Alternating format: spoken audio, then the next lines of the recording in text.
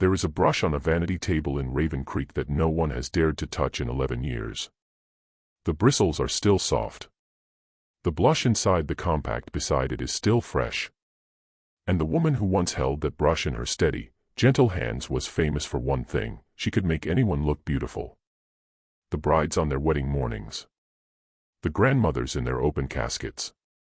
The boys who never came home from the war, stitched and powdered until their mothers could finally stop screaming. Everyone in town wanted her hands on their face, at least once, before the end. But then one autumn, the bodies started arriving already finished. Already painted. Already perfect. And the woman who was supposed to be the only one who could do that, swore she never touched them. So someone else in Raven Creek had learned her hands. Her secrets. Her signature. The question was never who killed them. The question was, who finished her work? Beat. Silence. Then a single match strikes, illuminating the mirror's crack. Cut to black. Autumn, 2003. Raven Creek, Oregon, a town so small it didn't even earn a stoplight, just a four-way stop everyone rolled through out of habit more than law. Population, 1,206. Fog season, 9 months out of 12. The kind of place where everybody's grandmother knew everybody's secrets, and everybody's secrets eventually ended up in the same funeral home on Birch Street. That funeral home, Pratt & Sons, had stood at the edge of town since 1947, half swallowed by Douglas firs that blocked out the sun by 4 in the afternoon. And right next door, in a converted carriage house with a hand-painted sign that read Hart's Beauty Studio, lived the only person in Raven Creek who could make the dead look like they were simply asleep. Her name was Lillian Hart. 34 years old. Soft-spoken, steady-handed, and, depending on who in town you asked, either a saint or something far stranger. Lillian did the makeup for every wedding in a 40-mile radius. She also, quietly, did the makeup for every funeral. Brides on Saturday morning. Bodies on Saturday night. She never spoke of the second part outside her studio walls, and the town, in its own way, respected the silence, the way you respect an undertaker's hands, or a priest's confession booth. Some things just were, in Raven Creek, and you didn't ask too many questions about them. But that autumn, something had started arriving at her studio door that had nothing to do with weddings or funerals. Notes. Folded twice, slipped beneath the door sometime after midnight, always when the fog was thickest, the kind of fog that swallowed footsteps before they ever reached the porch. No handwriting Lillian recognized. No name. Just short, strange little phrases, written in pencil, pressed so hard into the paper that the words nearly tore through. You taught her wrong. Some faces deserve better. I'll finish what you started. Lillian told herself they were pranks. Teenagers, maybe, who'd found out what she really did on Saturday nights and thought it would be funny to scare the lady who painted corpses. She burned the first 3 notes in the sink and didn't think much more of it. She had no way of knowing yet that somewhere out past the tree line, in the wet, dark dirt behind the old logging road, something was already waiting to be found, and that whoever left those notes had already chosen exactly who. Caroline Ashford had been counting down the days on a paper chain taped above her childhood bed since the night Tyler Mercer got down on one knee at the Founders' Day bonfire. 26 years old, the kind of pretty that made grandmothers sigh and say she'll break hearts at that wedding, Caroline was the closest thing Raven Creek had to a hometown princess, homecoming court, valedictorian, the girl who came back after college instead of staying in the city like everyone expected her to. 3 days before her wedding, she sat in Lillian's chair for her makeup trial, the way every bride in town had for the last decade. Lillian remembered exactly what Caroline said that afternoon, because it was the last real conversation they ever had. "Make me look like myself," Caroline had laughed, watching her own reflection in the mirror as Lillian swept a soft rose blush along her cheekbones. "Just happier. Is that even a color you can do?" Lillian told her it was the easiest color in the world. She mixed it special, just for Caroline, a custom rose gold she'd never used on anyone else, finished with a faint spritz of her own homemade setting spray, a scent of rose and something colder underneath it, something like iron. Caroline left the studio glowing, practically floating down Birch Street toward her mother's house, 3 days from becoming Mrs. Tyler Mercer. She never made it to the altar. The night before her wedding, Caroline told her mother she was driving out to the old logging road to meet Tyler for what she called one last quiet night before everything gets loud. Tyler swore, later, under oath, that he never got that text. Her car was found abandoned at the tree line the next morning, driver's door open, headlights still weakly burning into the fog. Her phone, her shoes, her engagement ring, all still inside. Caroline herself was gone. For 7 days, the whole town searched. Search parties combed the woods with flashlights and dogs. Tyler stood outside the sheriff's office every morning like a man who'd forgotten how to do anything else. Lillian closed her studio and didn't sleep, replaying that last appointment over and over, wondering what she'd said, what she'd missed, whether there had been some warning hidden in Caroline's laughter that she simply hadn't caught in time. On the 8th day, a hunter found her 2 miles off the logging road, beneath a stand of cedar trees, lying as peacefully as if she'd simply lain down to rest. Her wedding dress was nowhere near her. She was found in the same blouse she'd worn to her makeup trial. But her face was finished. Rose gold blush, soft and precise, swept exactly along her cheekbones the way Lillian had taught her own hands to do 100 times before. The same custom shade. The same careful hand. The same scent of rose and cold iron clinging faintly to her skin. Whoever had laid Caroline Ashford to rest in those woods hadn't just known her face. They'd known Lillian's. Sheriff Daniel Reyes had been back in Raven Creek for 6 years, and in all that time, nothing had prepared him for a case like this. 43 years old, broad-shouldered, the kind of quiet that made people assume he wasn't paying attention, when in truth, Daniel Reyes never stopped paying attention. He'd grown up 2 streets over from the Hart family. He remembered Lillian as a teenager, sketching faces in the margins of her notebooks while everyone else passed notes about football games. He also remembered arresting her older brother, Marcus, for a bar fight that left a man with a broken jaw, a memory that still sat heavy between him and Lillian whenever their paths crossed at the grocery store or the gas station, a polite nod hiding 10 years of things neither of them had ever said out loud. When Caroline Ashford's body was found with makeup applied in a style that 3 separate witnesses, Caroline's mother, her maid of honor, and the funeral director himself, identified as unmistakably, distinctly Lillian Hart's hand, Reyes had no choice but to do his job. He sat across from her in the small back office of her studio, surrounded by brushes organized by size in glass jars, palettes labeled in her own careful handwriting, the whole room smelling faintly of rosewater and something Reyes couldn't quite name. Grief, maybe. Or guilt. He'd learned over the years that the two could smell almost the same. "Lillian," he said gently, "I have to ask you directly.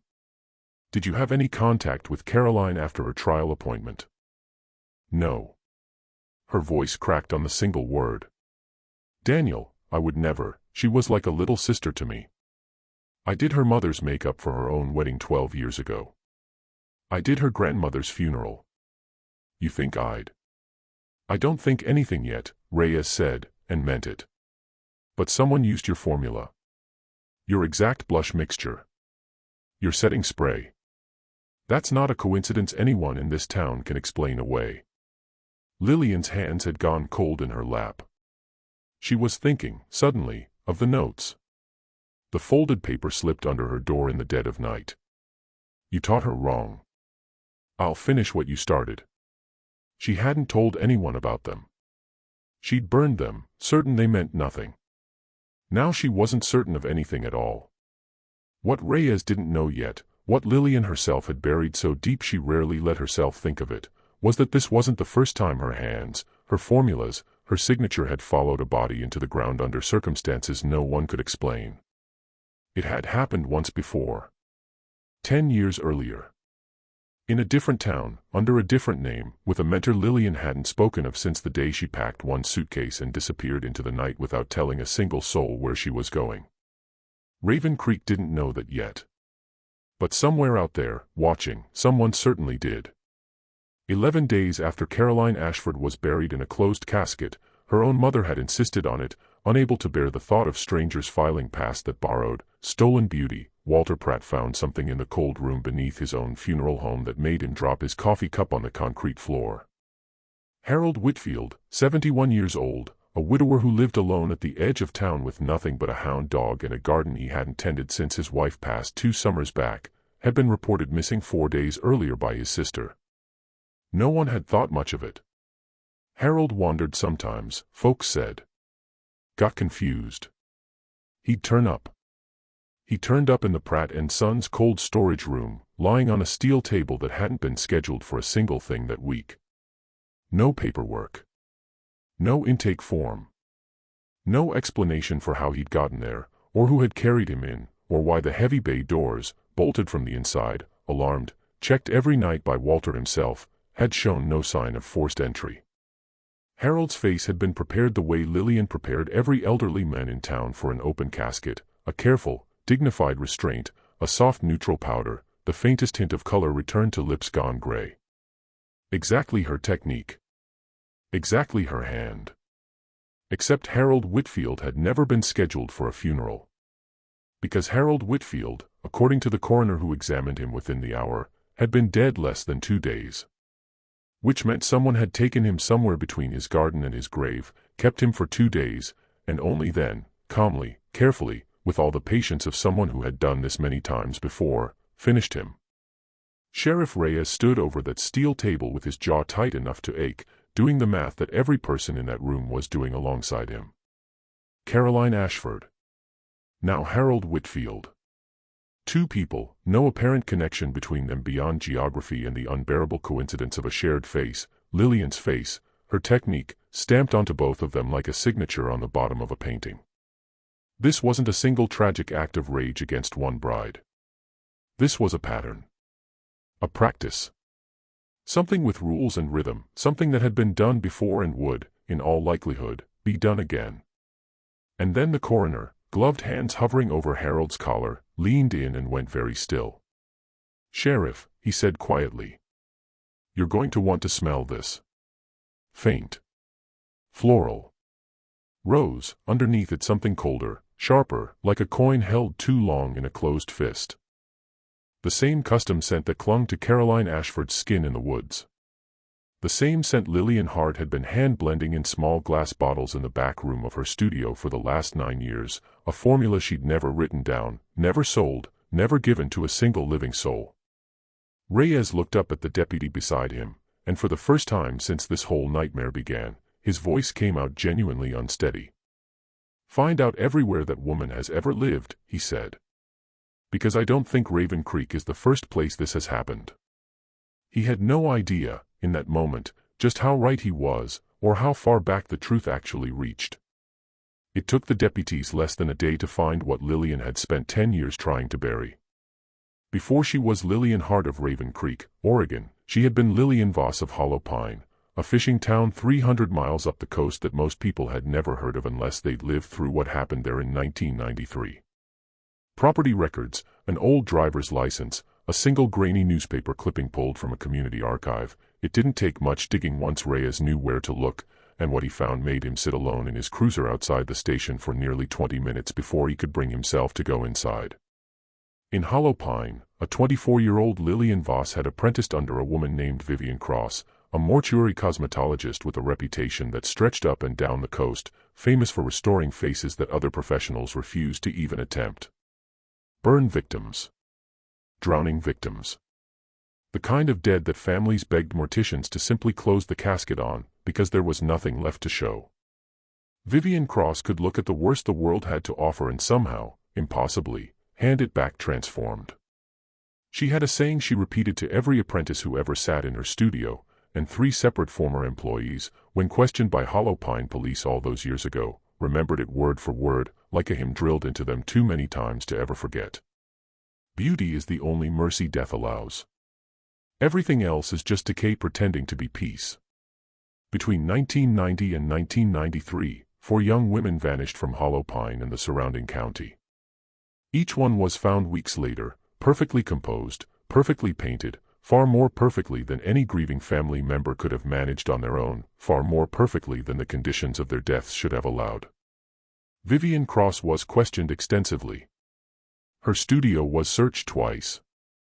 But nothing was ever proven, no body was ever traced directly back to her hands, and in the autumn of 1993, before charges could ever be filed, Vivian Cross drove her car off a coastal switchback during a storm and was never seen again. No body was recovered. The car was found wedged against the rocks 2 days later, driver's seat empty, seatbelt still buckled. Case closed. Presumed dead. File sealed.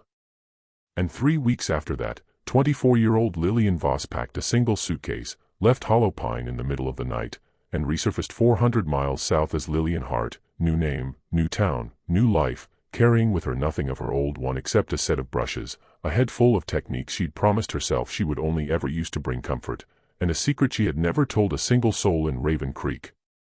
Reyes finally walked back into the station holding that file like it weighed 40 pounds, and laid it down on the desk in front of Lillian without a word. She looked at the photograph clipped to the corner, herself, 10 years younger, standing beside a tall, sharp-featured woman with silver-streaked hair and eyes that never quite seemed to land anywhere soft, and the color drained completely from her face. "She's dead," Lillian whispered. "Vivian's been dead for 8 years. I watched the news. I read every article. They never found her, but everyone said. Nobody ever found a body, Lillian." Reyes' voice was quiet, careful, but unrelenting. "And right now, that's the only fact in this entire case that scares me more than anything else you've told me." Lillian sat in that small office with her own ghost staring back at her from a 15-year-old photograph, and for the first time since this nightmare began, she understood with absolute, bone-deep certainty that whoever was leaving her notes, whoever was finishing her work in the dark, wasn't a stranger at all. It was someone who already knew exactly how this story was supposed to end. Reyes didn't arrest her. There was nothing yet that legally led him, no physical evidence placing her at either scene, no motive that made sense for a woman who had spent a decade quietly making brides glow and grandmothers look at peace. But he also couldn't simply send her home and pretend the last hour hadn't happened, so he did the only thing that felt honest. He told her to stay in town, stay reachable, and pray that whoever was doing this made a mistake before they did it again. What he didn't say, what he could barely admit to himself, standing in the doorway watching her drive away with both hands shaking on the wheel, was that some old, unfinished part of him still wanted to believe her. 10 years ago he'd arrested her brother and watched something close between him and the Hart family for good. He'd told himself back then it was just the job. Looking at Lillian now, fragile and terrified and utterly alone in the middle of a nightmare she clearly hadn't built, he wondered if the job had ever really been the whole truth. Lillian didn't go home. She drove instead to the Ashford house, because grief, in a town this small, didn't wait politely for an investigation to finish. She knocked on Caroline's mother's door with a casserole dish she didn't remember packing, an old habit from a lifetime of funerals, and stood on the porch rehearsing an apology that came apart the moment Diane Ashford actually opened the door. "I want to do her hair," Lillian said, before she could stop herself. "For the service. Properly. Let me give her back something that's actually—" She didn't get to finish the sentence. "Get off my porch." Diane's voice broke on every word, grief and rage so tangled together they came out as the same raw sound. "You think I don't know what they found on her face? You think I haven't heard what they're saying about you? My daughter is dead, Lillian, and the last hands that ever touched her before some monster put her in the ground were yours. So no. You don't get to fix this. You don't get to make her pretty one more time. Get off my porch and don't you dare come near my family again." The door didn't slam so much as it simply closed, quiet and final, which somehow hurt worse than if Diane had screamed it shut. Lillian stood on that porch in the gathering fog with the casserole dish still warm in her hands, and let herself cry for the first time since Caroline's body had been found, not delicate, careful tears, but the kind that came from somewhere much older than this week, somewhere that went all the way back to a different porch, a different mother, a different girl she had once tried and failed to save with nothing but a brush and a steady hand. She didn't drive home that night. She sat in her car outside the Ashford house until the streetlights came on, replaying every single thing Diane had said, turning over one detail that wouldn't leave her alone no matter how she tried to set it down. "The last hands that ever touched her before some monster put her in the ground were yours." It wasn't true. Not entirely. Lillian had touched Caroline's face 3 days before she died, softly, gently, with nothing but rose gold blush and good intentions. Someone else had touched it after. And whoever that was hadn't just learned her technique by watching. They had learned it the way Lillian herself once had, sitting close, hands guided, voice low and patient in their ear. The way Vivian Cross had once taught her. The narration shifts here, quieter, closer, almost intimate. Not Lillian's voice. Not Reyes. Something colder. There is a particular kind of patience required to make a face perfect. Most people don't understand that. They think beauty is luck, bone structure, good lighting, a steady hand on a good day. They don't understand that it is a discipline. A devotion. You have to study a face the way a sculptor studies marble, the way a surgeon studies a heart before they ever pick up the scalpel. You have to know exactly where the imperfection lives before you can decide whether it deserves correcting or removing entirely. Caroline Ashford had a face that was almost right. Almost. There was a slight asymmetry to her smile that no photographer ever caught because she always tilted her head a few degrees to hide it, a habit she likely didn't even know she had. It had taken 3 appointments, watching from a careful distance, to notice that tilt. 3 appointments to understand that Caroline would never, in her whole short, lucky little life, become what she was capable of becoming, because no one had ever shown her how. They'd only ever told her she was pretty, which is the laziest, cruelest lie a person can tell someone who could have been something extraordinary. Harold Whitfield was different. Harold wasn't about correction. Harold was about mercy. A man who had spent 2 years rotting alone in a house that still smelled like his wife's perfume, growing thinner and grayer and more invisible every single day until even his own sister stopped calling as often as she should have. Nobody was going to give Harold Whitfield a dignified ending. Nobody was even going to notice he was gone until the smell did the noticing for them. Someone had to notice. Someone had to care enough to finish the work that this whole careless, hurried, ungrateful little town refused to do properly. Lillian Hart used to understand that. Once, a long time ago, in a studio that smelled like rosewater and quiet devotion, she had been taught, patiently, lovingly, that the dead deserved more than the living were willing to give them. That a steady hand and a careful eye were not a job. They were a calling. And then she ran. She took the brushes and the formulas and the years of careful instruction, and she ran 400 miles south to play house in a town that called her sweet and talented and had absolutely no idea what she was actually capable of, what she had been built to do before fear got the better of her. It was almost sad, watching her now. Sitting in that little studio with her hands shaking, pretending she didn't understand what was happening. Pretending the notes were nothing. Pretending the perfume meant nothing. She would understand eventually. She always did, eventually. That was the maddening, wonderful thing about Lillian. She had the gift even when she refused to use it. She simply needed reminding of who had given it to her, and what that gift was actually for. There was still time to bring her home to it. There was still one more face that needed finishing first. Reyes went back to Pratt & Sons the next morning with a search warrant and a question that had been gnawing at him since he'd stood over Harold Whitfield's body in that cold room with no paperwork to explain how he'd gotten there. If the bay doors were alarmed and bolted from the inside, and Walter Pratt swore on his father's grave that he checked them himself every single night without fail, then someone with a key, someone who already belonged in that building, had to be involved. Walter Pratt was 61 years old, soft-spoken, the 3rd generation of his family to run the only funeral home in Raven Creek, and by every account in town a deeply unremarkable man, which was exactly what made Reyes uneasy the moment Walter's hands started shaking as he unlocked the records room in the basement. "I want to cooperate," Walter said, too quickly, the way people say it when cooperation is the last thing their nerves actually believe they're capable of. Sheriff, there are things in this business that don't get written down. Family arrangements. Special requests. It's never been about hiding anything, it's about discretion. People don't want it known their mother asked for certain things before she passed, or that a family paid extra for. Walter. Reyes' voice was flat, final. Open the cabinet. What they found inside wasn't a smoking gun so much as a slow, sick unraveling. A second ledger, separate from the official business records, dating back nearly 15 years, long before Walter had even taken over from his father. Entries written in shorthand, dollar amounts with no corresponding invoices, and a phrase that appeared again and again throughout the pages in at least 3 different handwritings over the years: pre-prep, cosmetic, discretion required. Pre-prep. Cosmetic preparation, requested and paid for, before the client had died. Reyes sat with that ledger for a long time before he trusted himself to speak again.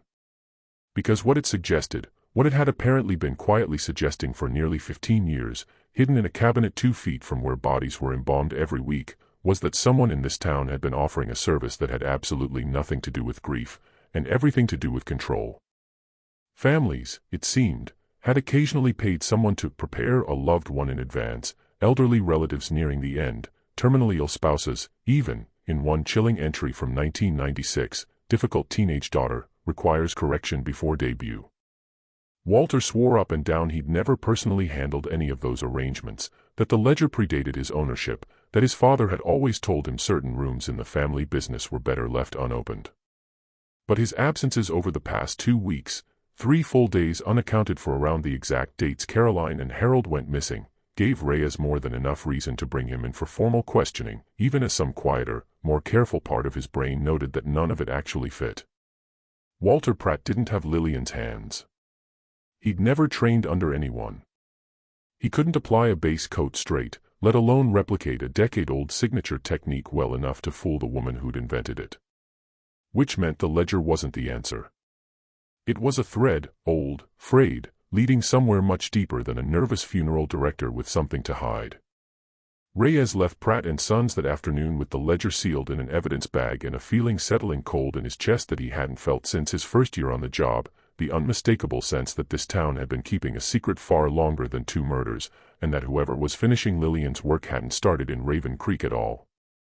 They'd simply been waiting, patiently, for the right town to start it in again. Lillian hadn't slept in 3 days, and the not sleeping had started doing strange things to her focus, sharpening it, almost, the way exhaustion sometimes burns away everything except the one thing that actually matters. At 2 in the morning, sitting alone in her studio with every light in the building on because the dark had started feeling unbearable, she finally pulled the 3 notes she'd kept from the trash where she'd thrown them weeks earlier, smoothed flat on her work table beside her formula books, and made herself actually read them instead of simply being afraid of them. You taught her wrong. Some faces deserve better. I'll finish what you started. She'd read them as threats. Vague, cruel, meaningless threats from some bored stranger. But sitting there now, with Caroline's rose gold blush formula open on the page in front of her, a formula she had invented herself, mixed in private, never written down anywhere except this single locked book, something about the wording stopped feeling random. You taught her wrong wasn't a threat. It was a correction. A note from a student to a teacher, pointing out a mistake. Lillian flipped back through her formula book with hands that had finally stopped shaking long enough to actually move with purpose, and found what she should have noticed the very first time she opened it after Caroline died. 2 pages had been disturbed, not torn out, not stolen, just slightly out of order, as though someone had carefully photographed them and set them back down in a hurry. The rose gold formula for Caroline's trial. And 3 pages further, a neutral restorative shade she developed years ago specifically for elderly clients with open caskets, the exact formula used on Harold Whitfield. Someone had been in this room. Not once. More than once, carefully, methodically, going through her private book page by page, learning her hands the way you'd memorize a language, and they hadn't needed to break in to do it, because there was no broken lock, no forced window, nothing for Reyes deputies to ever find. Which meant whoever this was had a key. Or knew exactly where she hid the spare. Or had simply been let in, at some point, by Lillian herself, without either of them ever realizing what was actually happening. She thought immediately of Nora. Nora Bellwether had been her assistant for almost 4 years, quiet, devoted, endlessly patient, the kind of young woman who showed up early and stayed late without ever once being asked. Nora had access to everything. The formula book. The spare key. The studio after hours.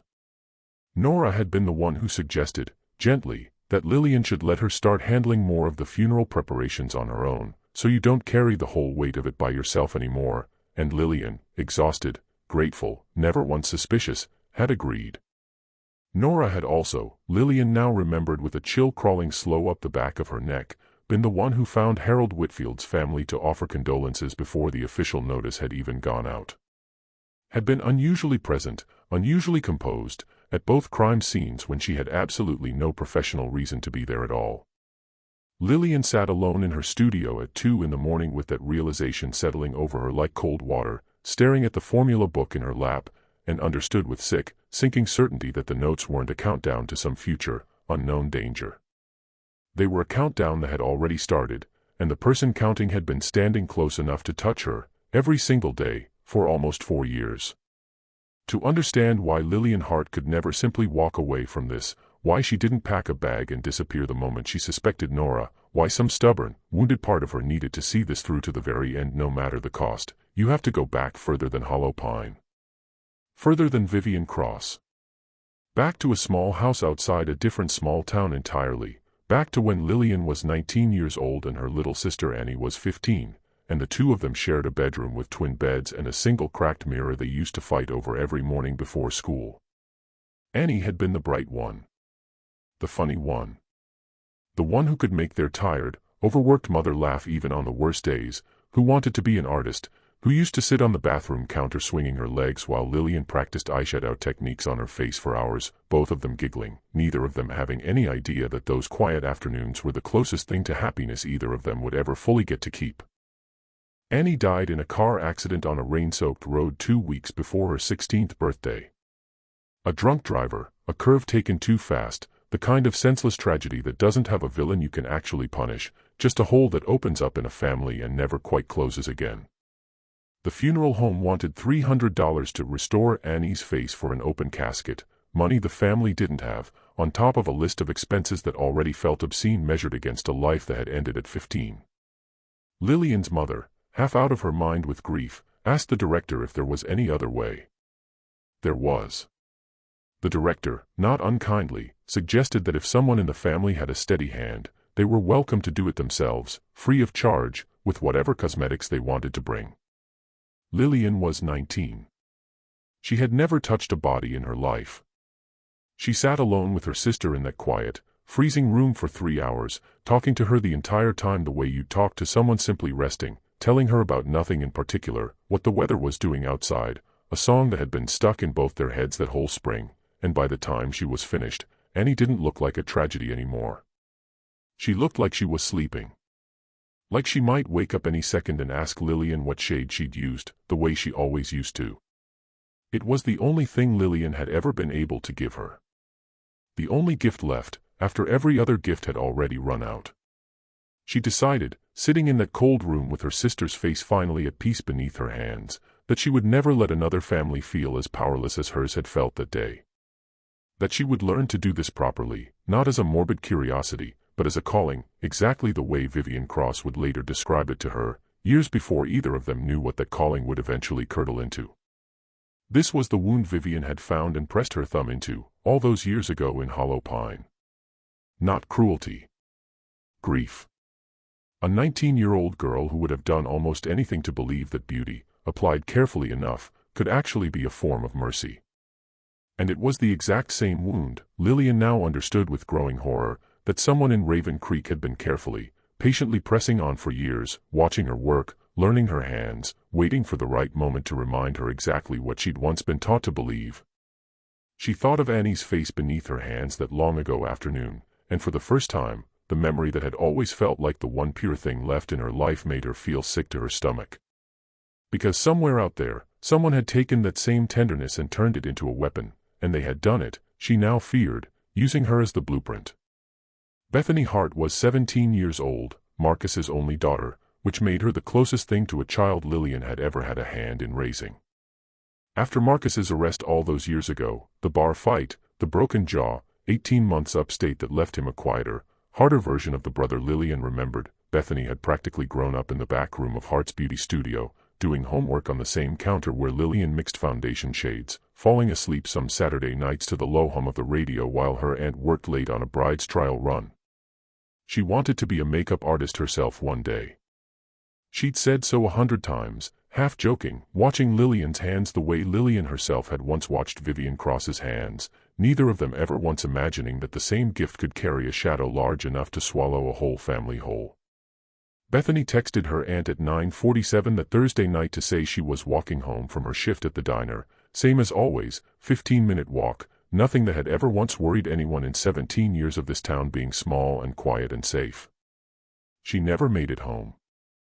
By midnight, Marcus was pounding on Lillian's studio door, half out of his mind, and by 1 in the morning, every deputy Reyes had was combing the same stretch of road where Caroline Ashford's car had been found abandoned 3 weeks earlier. There was no car this time. No abandoned vehicle, no dropped phone, nothing except Bethany's house key found sitting neatly on the diner's front step, placed there with a deliberateness that made Reyes' stomach drop the moment he saw it. Whoever had taken her hadn't been careless. They had wanted that key found exactly where it was found. The note arrived at Lillian's studio door less than an hour later, slipped beneath it the way all the others had been, except this one wasn't folded twice and pressed in pencil.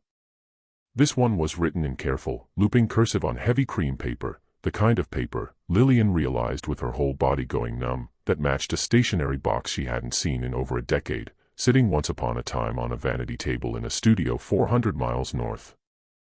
Save the best for last. You taught me that. Lillian read it twice, 3 times, willing the words to mean something else, anything else, and couldn't. Because it wasn't a threat aimed at a stranger this time. It was aimed directly at her, using a phrase she actually remembered saying, once, years ago, half joking, to a frightened 19-year-old apprentice on her very first day in Vivian Cross's studio, trying to comfort the girl through her nerves before her first real case. Save the best for last. You'll get there. I promise. She had said those exact words to a girl whose name she could no longer fully bring herself to remember, a junior apprentice who'd left Hollow Pine not long after Lillian had, quietly, without much fuss, the kind of departure nobody thought twice about at the time because everyone in that studio eventually drifted away once they understood what Vivian was actually teaching them. Lillian sat on the floor of her studio with that note shaking in her hands, finally understanding with full, devastating clarity that this had never really been about Caroline Ashford, or Harold Whitfield, or even Raven Creek at all. This was about her. It had always, only ever been about her. And now it had reached into her own family to make absolutely sure she understood that, before it was too late to do anything about it at all. There was no time left for procedure, and both Reyes and Lillian knew it. He pulled her into the investigation that night in a way that would have gotten him suspended in any department with more than 4 deputies and an actual chain of command to answer to, but Raven Creek had neither, and Bethany Hart had maybe hours, not days, and Reyes had long since stopped pretending this case could be solved by the book. Tell me everything, he said, sitting across from Lillian at the small kitchen table in the back of her studio at 3 in the morning, 2 mugs of coffee going cold between them. Not the parts you think matter. Everything. Starting with Hollow Pine. So she told him. About Vivian Cross's studio overlooking the gray Pacific, all dark wood and candlelight and the particular hush that fell over the place whenever a new body arrived. About the 4 young women who'd vanished over those 3 years, each one found weeks later transformed into something far more polished than grief alone could explain. About the saying, beauty is the only mercy death allows, and how natural it had felt to believe it, at 24, grieving and lost and desperate for her gift to mean something larger than just brushes and pigment. And about the apprentice.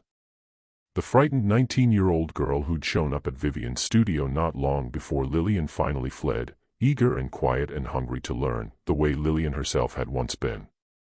A girl whose actual name Lillian had spent a decade trying very hard not to remember, because remembering meant admitting she'd left that girl alone in that studio with Vivian when she ran. Nora, Lillian whispered finally, the name arriving in her mouth like something rotten. Her name was Nora. I thought it was a coincidence when she came looking for work here 4 years ago. She told me she was from out of state, that she'd always admired my work from photos online, that she just wanted to learn from someone with a steady hand. Reyes was already on his feet, already reaching for his phone, but Lillian grabbed his wrist before he could dial. Daniel, wait. There's something else. Something I never told the police in Hollow Pine, because I didn't think it mattered, and because I was so afraid of being connected to any of it. She took a breath that shook all the way down. Vivian's car went off the cliff in a storm. They never found a body. Just an empty seatbelt, still buckled, like she'd unclipped it and climbed out before the car ever went over the edge. Reyes stared at her. "You're telling me you think Vivian Cross is alive?" "I'm telling you I never believed she was dead." "Not really." "Not in the part of me that still has nightmares about that studio." Lillian's voice cracked. "And if Nora found her way to me 4 years ago using a fake background and a story that turned out to be a lie, then whoever taught Nora how to find me, how to study me, how to learn my exact technique well enough to plant it on 2 dead bodies and now take my own niece, that person didn't have to fake anything at all. That person already knew exactly who I was. Where I'd gone. What I'd become." They traced the rose aniron perfume that night through 3 different suppliers before they found the one that mattered, a small specialty fragrance house up the coast that had, 8 years earlier, fulfilled a single custom order for a woman who paid in cash and gave her name only as V. Crane. The shipping address on that old, dusty invoice wasn't 400 miles away in Hollow Pine. It was 11 miles outside Raven Creek. They found Nora Bellwether's apartment above the old hardware store on Main Street a little before dawn, and what they found inside made even Reyes' steady hands go still for a moment at the doorway. It looked, at first glance, almost like Lillian's own studio, a smaller, sadder echo of it. Brushes lined up by size in glass jars. A work table with formula notes copied out in careful handwriting, page after page, some of them clearly transcribed directly from Lillian's own locked book. A corkboard on the wall covered in photographs, Caroline Ashford at her engagement party, Harold Whitfield at the hardware store buying seed for a garden he'd stopped tending, Bethany Hart laughing behind the counter of the diner, every photograph taken from a careful, hidden distance, the way you'd photograph something you were studying rather than something you actually knew.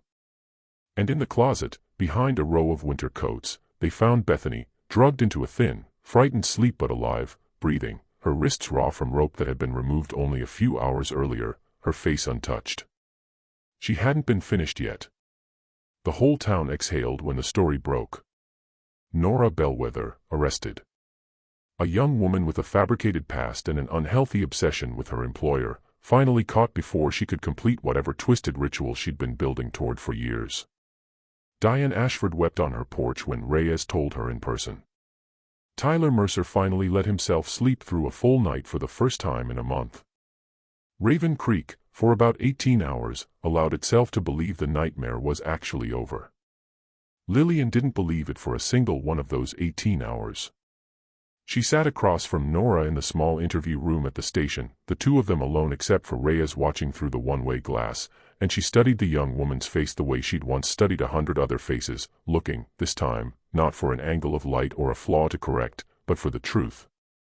What she found instead was a girl who looked, more than anything else, like she'd finally been allowed to put down something unbearably heavy.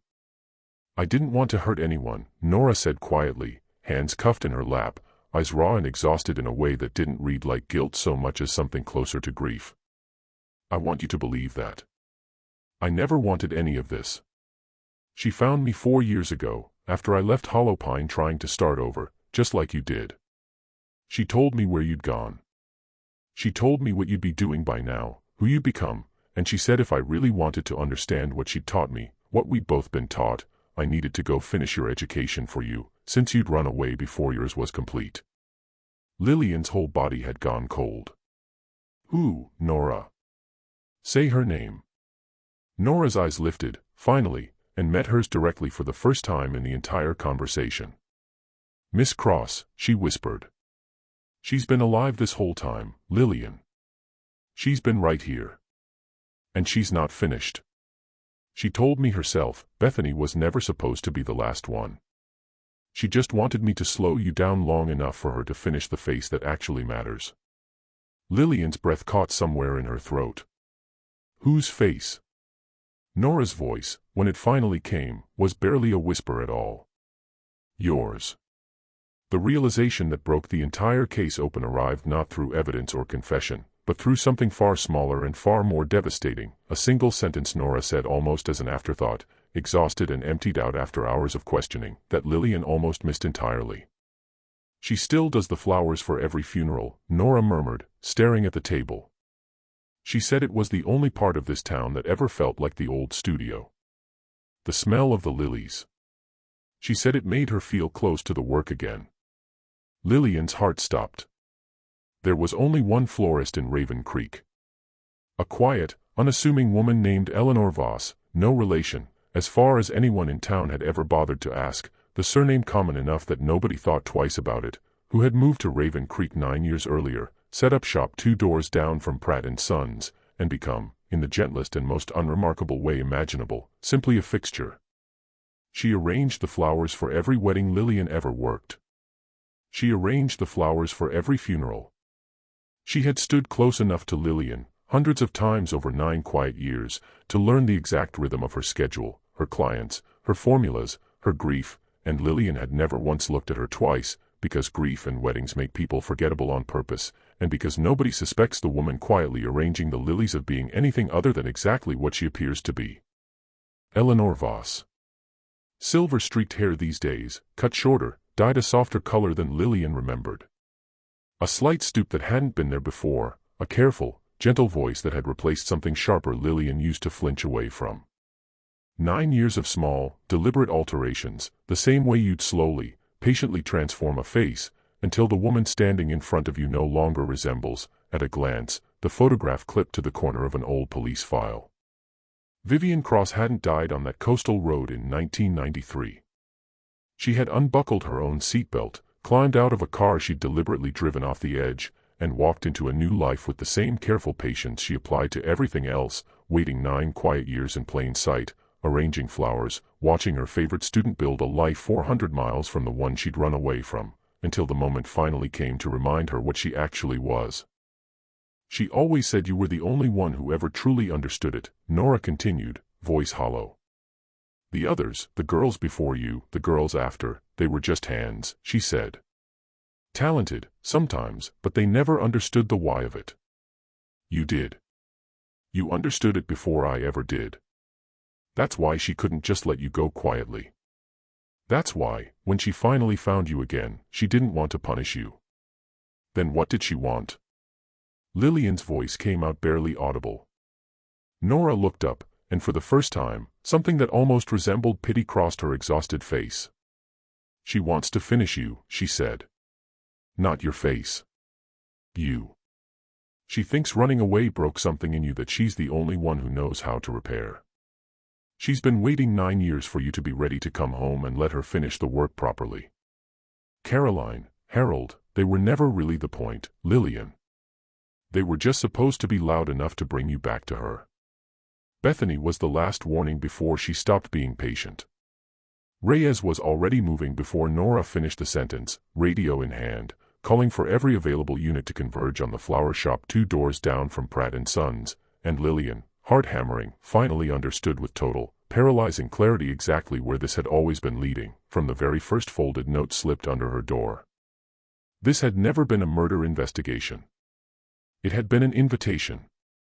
And the woman who sent it had been arranging flowers 10 feet from Lillian's own front door for 9 patient, waiting years.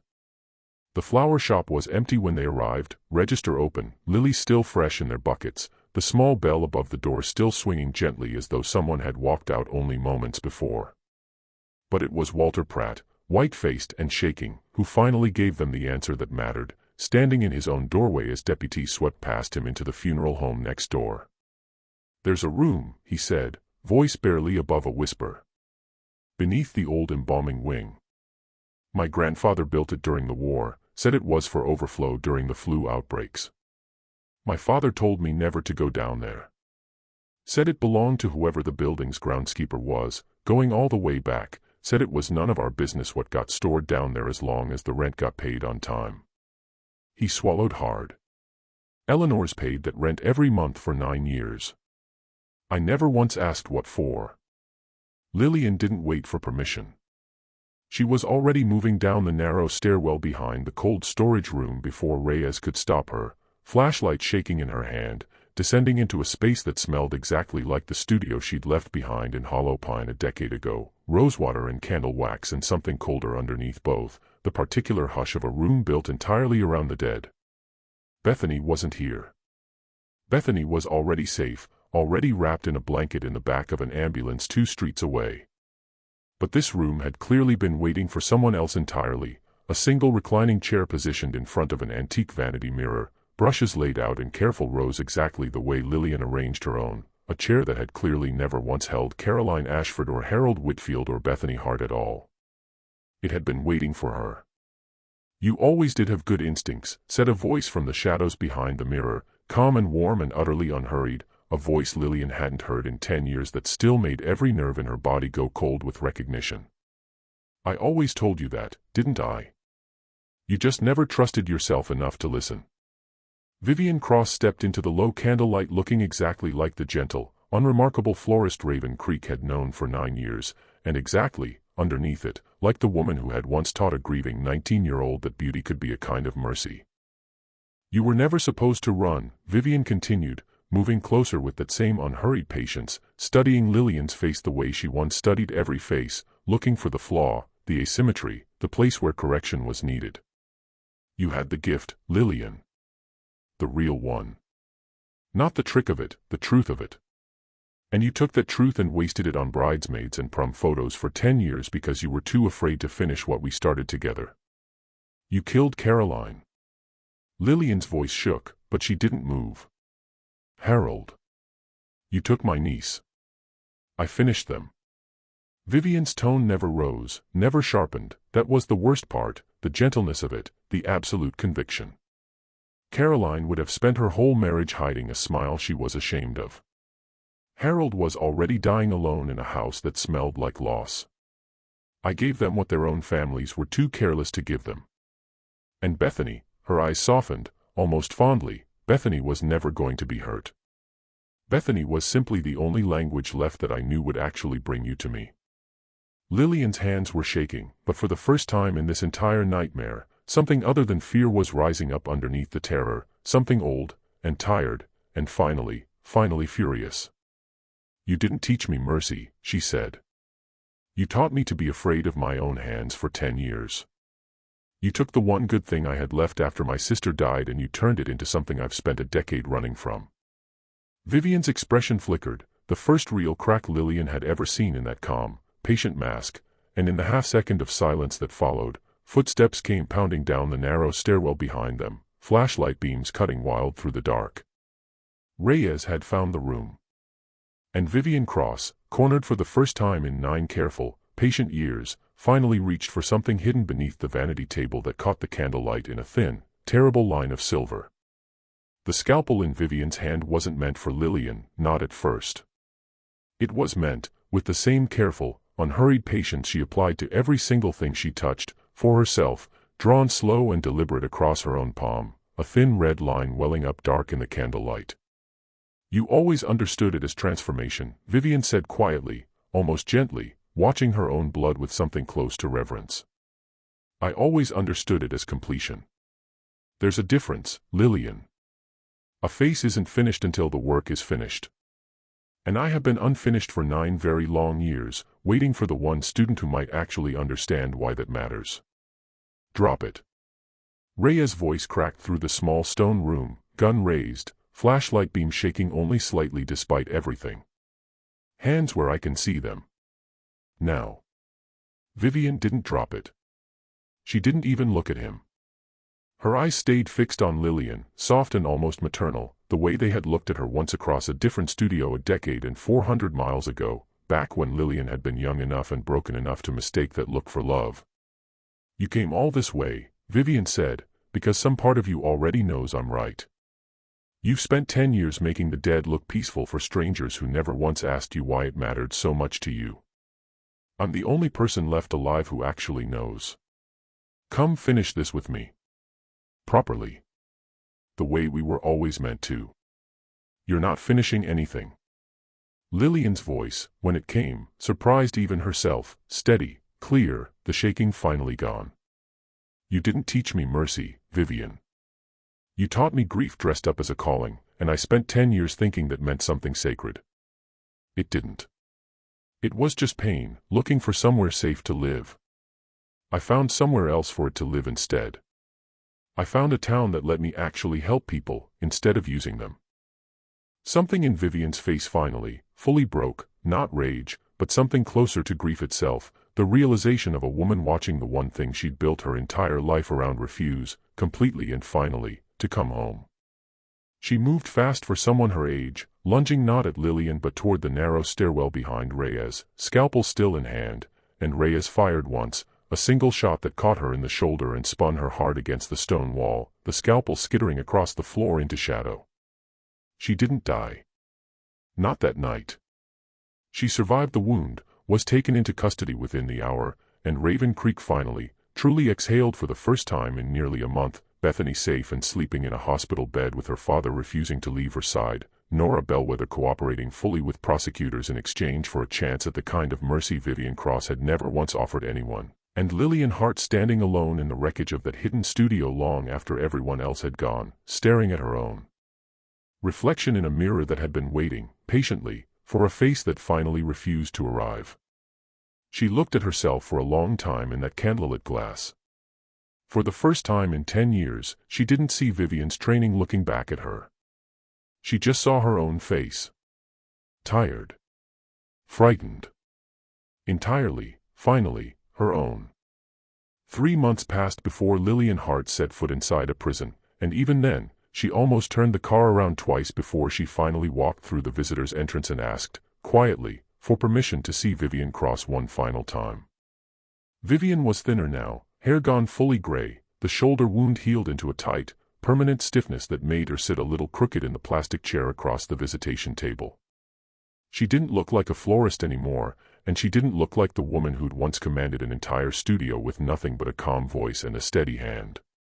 She just looked old, and tired, and finally, completely finished. The very thing she had spent her whole life chasing, arrived at last in the one form she had never once prepared for.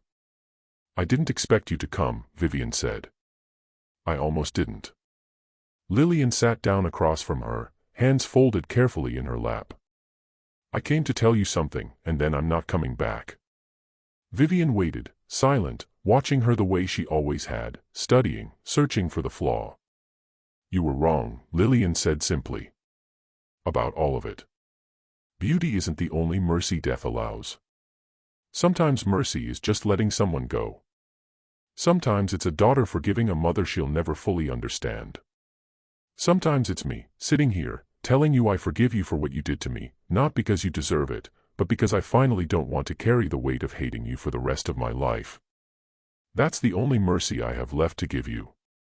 She stood to leave, and Vivian's voice, when it finally came, was smaller than Lillian had ever heard it. "Will you do it?" Vivian asked. "When the time comes. Will you be the one who finishes my face?" Lillian paused at the door for a long moment, the old, complicated love and grief and fury of a decade settling finally into something quieter, not forgiveness exactly, but something close enough to let her sleep at night. "No," she said gently. "But I'll make sure whoever does it kindly. That's the best I can offer you, Vivian. That's the best either of us ever really deserved." She drove home to Raven Creek that evening through the same fog that had rolled through the town the night Caroline Ashford's car was found abandoned at the tree line, and for the first time in a very long time, the fog didn't feel like something hiding a secret. It just felt like weather. Hart's Beauty Studio reopened the following spring. Lillian still did the makeup for every wedding in town, still steadied trembling brides' hands the morning of, still mixed custom shades nobody else could quite replicate. But she stopped doing funerals altogether, quietly, without ever fully explaining why, and the town, in its own gentle way, understood without needing to be told. Caroline's mother forgave her, eventually, in the slow, incomplete way grief allows people to forgive each other. Bethany finished high school, went on to study cosmetology herself, and Lillian, despite every instinct telling her to protect her niece from this world entirely, found she didn't have the heart to discourage her. Some gifts, she had finally learned, are only dangerous in the wrong hands. In the right ones, they're simply love, looking for somewhere safe to live. And somewhere outside Raven Creek, in a quiet stone room beneath an old, empty flower shop, the mirror that once waited so patiently for Lillian's reflection now sits dark and undisturbed, gathering dust, gathering silence, holding nothing at all except the faint, fading memory of a face that, in the end, chose not to come home. If this story kept you watching until the very last frame, you already know exactly why we called this channel Blush and Blood, because sometimes the most beautiful things hide the darkest truths, and sometimes the gentlest hands carry the heaviest secrets. If Lillian's story moved you, drop a comment below and tell us what you think really happened to Vivian Cross in that stairwell all those years before she ever came back. Subscribe and turn on notifications, because next week, Blush and Blood returns with another story this town will never let you forget. Until then, stay close to the mirror. You never know who's been watching from the other side of it. And if you're new here, hit that subscribe button right now, so you never miss a story.